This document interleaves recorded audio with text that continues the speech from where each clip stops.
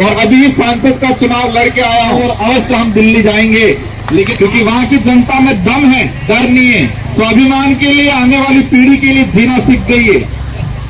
हमारे महापुरुषों ने, पूर्वजों ने देश को इसलिए नहीं आजाद कराया था कि आपका वोट 100, 500 रुपये, 1000 रुपये में बेच देना, इसलिए नहीं आजाद कराया था। इस वोट की कीमत 500, 1000 रुपया नहीं है, इसकी कोई मूल्य नहीं है इसका कोई। ये आपका भविष्य, आने वाली पीढ़ी का भविष्य तय करता है। कई लोग सोच रहे होंगे कि नई नई पार्टी आई है, क्या होगा क्या नहीं होगा।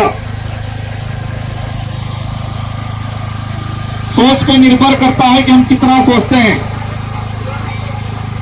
जो जितना ज्यादा सोचता है, जितना बड़ा सोचता है, इतना बड़ा करके दिखाता है। और हमारे राजस्थान के अंदर हमारे 84 सातवाड़ा डूंगरपुर की जनता ने करके दिखाया।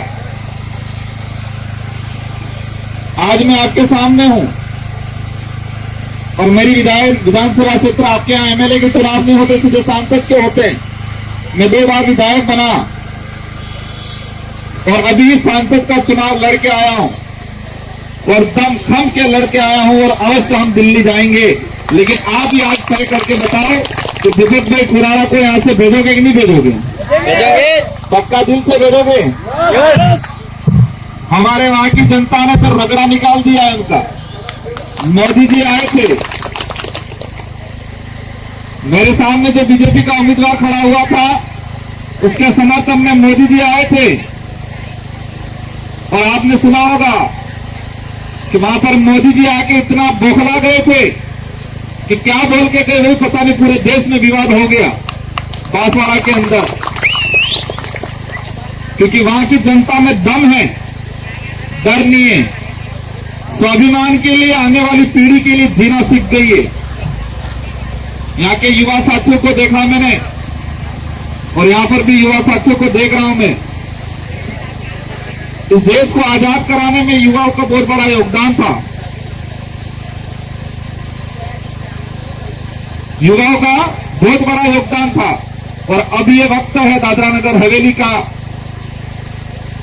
भविष्य तय करने में युवाओं का बहुत बड़ा योगदान होना चाहिए। हमारा समय, हमारी एनर्जी क्रिकेट में और बॉल फोन में ही नहीं गंवानी है, इंस्टाग्राम या फेसबुक पे नहीं गंवानी है। आज का जो समय है, आज की जो युवा पीढ़ी है, वो आने वाला भविष्य तय करने का काम करने की जिम्मेदारी आप लोगों के हाथ में।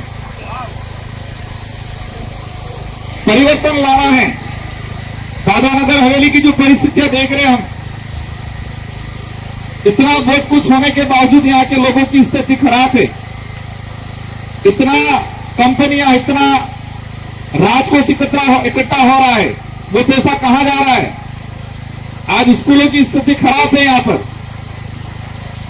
आप जिन बच्चों के लिए रात दिन मेहनत करते हो, हमारी कई माताओं के गोद में आज बच्चे हैं, उस बच्चे के लिए आप मेहनत करते हो रात दिन, उस बच्चे को पालने के लिए, उसको बड़ा करने के लिए, उसको पढ़ाने के लिए।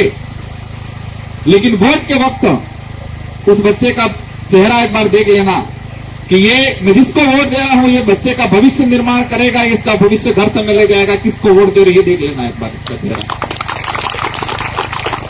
जिन बच्चों के लिए रात दिन मेहनत कर रहे हो, उन बच्चों के लिए देख लेना कि मैं वोट देने जा रही हूं, वो वोट जिसको दे रही हूं, इस बच्चे का भविष्य का निर्माण करेगा, दादरा नगर हवेली का निर्माण करेगा, यहाँ का भविष्य का तय करेगा, उसको दे रही हूं। या यहाँ के भविष्य को खत्म करने वाले, गर्त में ले जाने वाले लोगों को दे रही है, तय कर लेना, एक बार देख लेना। चलो, एक बुरी बात सुनी, मुझे अच्छा नहीं लगा। चलो, क्या चुनाव के कुछ दिन पहले पैसा बांट देते ये होते हैं? हमारे महापुरुषों ने, पूर्वजों ने देश को इसलिए नहीं आजाद कराया था कि आपका वोट 100, 500 रुपये, 1000 रुपये में बेच देना, इसलिए नहीं आजाद कराया था। इस वोट की कीमत 500, 1000 रुपया नहीं है, लाखों करोड़ों रुपया है। इसकी कोई मूल्य नहीं है इसका कोई। चलो, ये आपका भविष्य, आने वाली पीढ़ी का भविष्य तय करता है।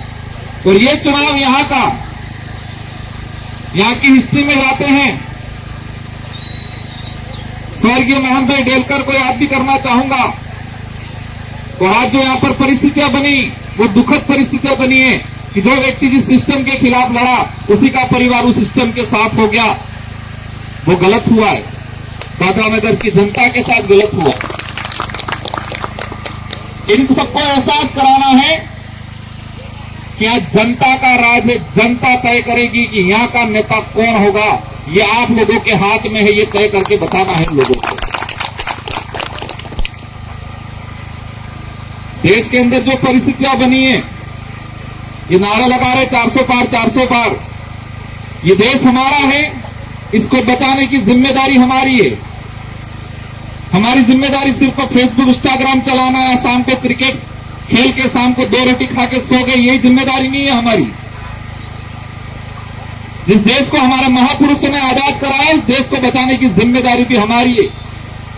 और देश में जो परिस्थितियां बन रही है, वो परिस्थितियां कहीं न कहीं आने वाले समय में हमारे देश के लिए, आने वाली पीढ़ी के लिए घातक बनने वाली है। लोगों को झूठ बोल बोल के हमारी उधर की जनता तो जागरूक हो गई है। 2013 में सत्ता में आई, ये 15-15 लाख रुपए दे दूंगा यूं करके, यही चलाया था उन लोगों ने पूरे देश में। आया किसी के खाते में? 2019 में वापस सत्ता में आई ये लोग, पुलवामा हमला हुआ। मैं इस अवसर पर इसलिए बात बताना चाह रहा हूं कि जब तक हम थोड़ा इतिहास नहीं जानेंगे, तब तक हम भविष्य का निर्माण नहीं कर पाएंगे। 2019 के अंदर सत्ता में आने से पहले पुलवामा हमला हुआ। इन लोगों ने प्रचार किया पूरे देश के अंदर कि इस बार देश में शहीद हुए सैनिकों के नाम से वोट दो।